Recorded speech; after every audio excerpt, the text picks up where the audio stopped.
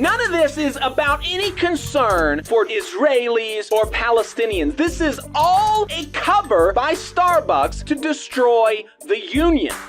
Which side are you on? Which side are you on? Another union that has been kind of at the center of this of the issue with in Palestine and Israel in the American discourse is Starbucks Workers United, where Starbucks Workers United put out a tweet that was I would agree was uncouth and not really representative of a thoughtful position on the conflict, and was quickly taken down, was not approved by the union membership. But because of that tweet, that one tweet, Starbucks is now waging a campaign trying to smear and tar the entirety of the membership of Starbucks Workers United as terrorist supporters or an anti-Semitic, and just really, really gross, craven, cynical stuff, because, of course, the people who are saying these things know it not to be true. They obviously know it not to be true. And so in These Times magazine, Lynn Fox, the international president of Workers United, which is the union that Starbucks Workers United is affiliated with, she wrote an op-ed responding to Starbucks attacks on her union and on these people's membership.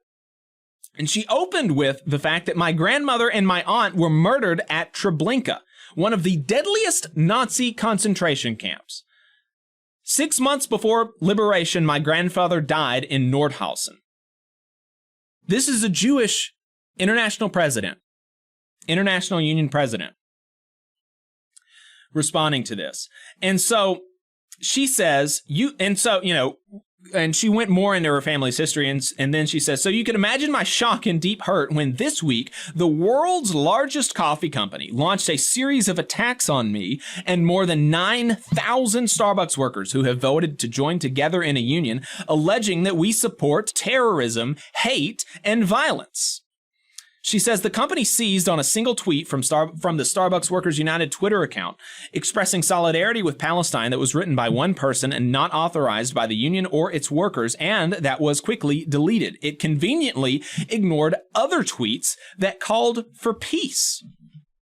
And that's a crucial thing to understand if you actually want to be in good faith about what's going on. The Starbucks Workers United have put out a very clear statement on Palestine, and here's what they said. The members of Starbucks Workers United stand in solidarity with the Palestinian people's right to self-determination. We are opposed to violence, and each death, that obviously means the Israeli deaths, the deaths of Israeli civilians. Each death occurring as the result of violence is a tragedy, and we absolutely condemn anti-Semitism and Islamophobia. Our union's members endorse the comprehensive statement of support from Jewish Voice for Peace, which provides powerful context on why we all must stand in solidarity with Palestinians. This statement reflects the diversity of our campaign. We are a union with Jewish, Palestinian, and Muslim workers. We condemn the occupation, displacement, and state violence, apartheid, and threats of genocide Palestinians face. Furthermore, we condemn Starbucks for shamefully using this devastating humanitarian crisis to make false statements against our union and to vilify us. Our members face threats and harassment across our country, which are disproportionately affecting our Muslim, Jewish, and Palestinian co-workers. If Starbucks is concerned about the, quote, safety and well-being of its workers, as they have recently claimed, we suggest that the company bargain in good faith with us regarding the health and safety proposed by the union months ago. Instead, it appears the company seeks to score points by baselessly attacking our union. We demand Starbucks apologize and acknowledge the harm they've done. We call on other labor unions to stand in solidarity with Starbucks Workers United on these two issues. And so this is a very clear statement, very clearly not supporting any of the acts of violence from Hamas, the acts of terrorism on October the 7th. And yet Starbucks is continuing with this baseless lie and suing Starbucks Workers United for copyright infringement, which is a case that has been tried and failed by other companies. But that's not going to stop Starbucks. Hey, 5 seconds. Just wanted to say that this is only possible because of our donors. If you want to see more of this, then consider donating yourself at tvlr.fm/donate. The company is using that one tweet too. And this is back to the op-ed from Lynn Fox. The company is using that one tweet to, over and over again, falsely paint Workers United, whose forerunners, the International Ladies Garment Workers Union, ILGWU, and the Amalgamated Clothing and Textile Workers Union, were founded by Jewish immigrants who welcomed workers of every race, religion, and ethnicity. They are tarring these people as unhinged supporters of terrorism. Like the Starbucks workers who are building their union, the ILGWU was founded at the turn of the last century, mostly by young workers. Many in the labor movement at the time thought that because they were mainly young women, they were unorganizable, as some today think of baristas and other food service workers. Never mind the fact, Starbucks saw an opportunity to capitalize on the horror and tragic events in the Middle East to further its unprecedented illegal union-busting campaign, trying to bully workers into abandoning their union name and logo via a cease and desist letter and a federal lawsuit. And then even more crazy stuff coming out, because people always talk about how unions want to destroy business. Unions don't want to destroy the businesses they work for. They want to turn the businesses that they work for into more democratic organizations, into organizations that can provide living wages and better working conditions for their people, that can provide better services to their communities. Obviously, unions don't want to destroy the businesses that they work for. It doesn't even make sense if you think about it for less than half a second. But that's what people say. And yet, Starbucks now, Lynn says, their attacks have reached a new level when on Thursday, October 19th, the Orthodox Jewish Chamber of Commerce posted on its website that it had spoken to Starbucks founder Howard Schultz and worked with him and the Starbucks corporate team to identify unionized Starbucks stores that the OJC's members could boycott. Wow. So an implicit endorsement of a boycott of their own stores based on a lie to try to destroy the union. None of this is about any concern for Jewish people or Israelis or Palestinians. This is all a cover by Starbucks to try to destroy the union, to try to slander the members of the union. And people who pretend not to see that for what it is are doing exactly that. They're pretending. They're lying. Lynn says, I, along with the leaders of Workers United, am responsible for these 9,000 plus workers, most of whom are in their teens and early 20s. We spoke to a 16-year-old who was on the organizing committee of the Scottsboro Starbucks Union.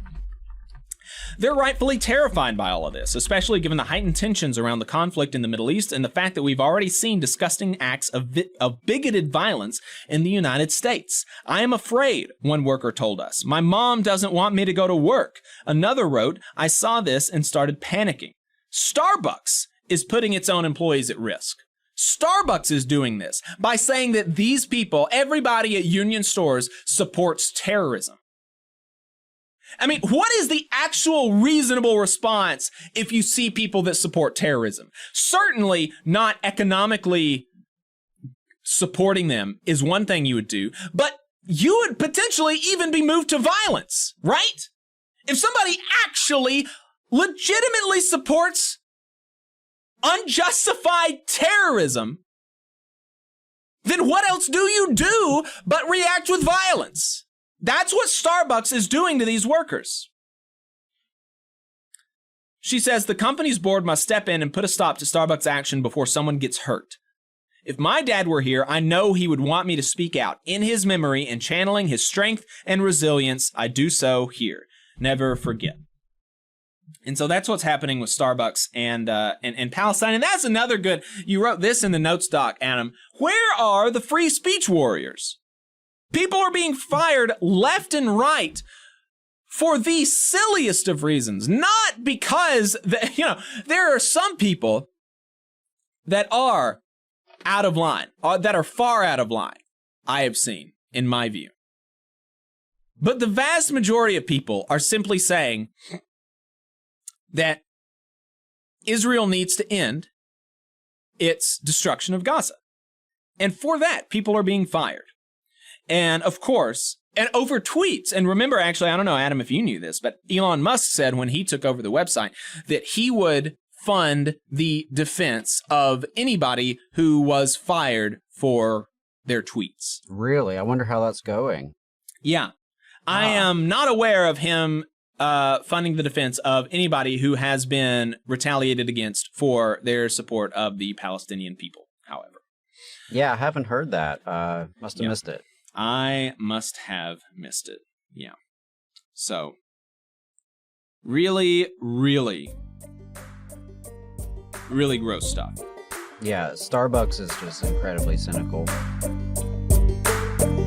You just saw a clip from the Valley Labor Report. We are live every Saturday morning from 9:30 a.m. till 12:30 p.m. And we pride ourselves on keeping all of our content free to everybody so that we can talk to as many working folks as possible. If you support the work that we're doing, you think that it's important, you think that it's good, then consider making a monthly contribution to the project, and you can do that on our website, tvlr.fm.